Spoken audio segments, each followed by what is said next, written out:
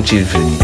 Alors, pour comprendre la destination arrivée de nos chers amis les chiens, ou encore les bêtes comme on aime si bien le dire, nous allons tracer depuis le début de leur genèse pour arriver à comprendre à quelle grande famille d'abord ils appartiennent et ensuite donner espèce par espèce et évolution par évolution comment ils ont fait pour arriver à ce stade domestique.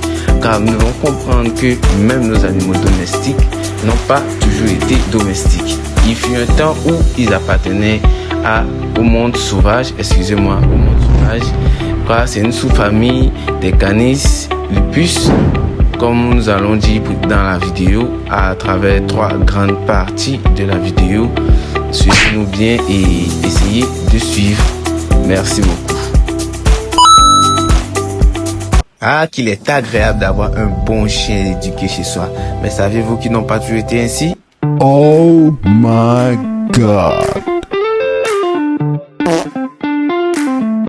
C'est vrai, car visuellement parlant, nous pouvons déjà voir que nos chers amis les chiens ont des mêmes aptitudes que des animaux sauvages tels que les loups, le loup gris et toutes sortes d'animaux sauvages qui ressemblent un peu aux chiens comme le renard, le loup, le coyote. Ils ont des mêmes aptitudes, ils utilisent l'odorat, ce sont des carnivores, des oreilles dressées. Et pour comprendre mieux cela, nous allons partir dès la genèse de la famille des canidés. Le chacal, animal rusé des histoires traditionnelles, nous a encore joué un mauvais tour. Si l'on en croit une nouvelle étude, l'espèce du chacal doré que l'on retrouve en Afrique de l'Est et en Eurasie se compose en fait de 2 espèces distinctes, dont une nouvelle espèce de loup. Surnommé le loup doré africain, c'est la première espèce de canidés, groupe qui rassemble les loups, les coyotes et les chacals. Découvert en 150 ans, on retrouve 2 autres espèces de loups en Afrique, le loup gris et le loup d'Abyssinie. Donc le loup ici présent, c'est le loup doré d'Afrique, la première espèce de canidés découverte. Présentement, il existe une 40aine d'espèces de canidés.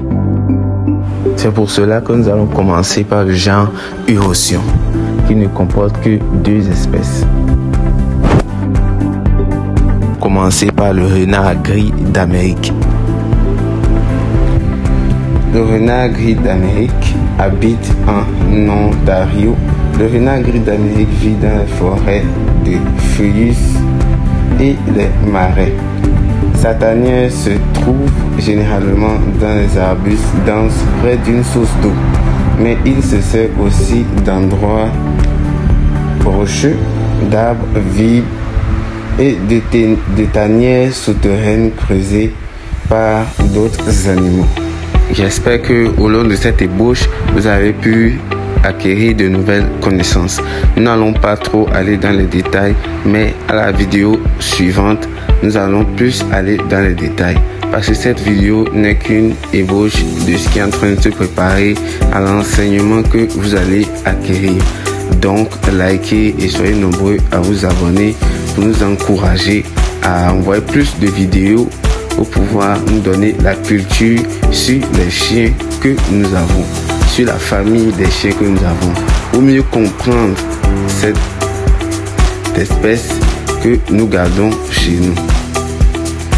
Merci.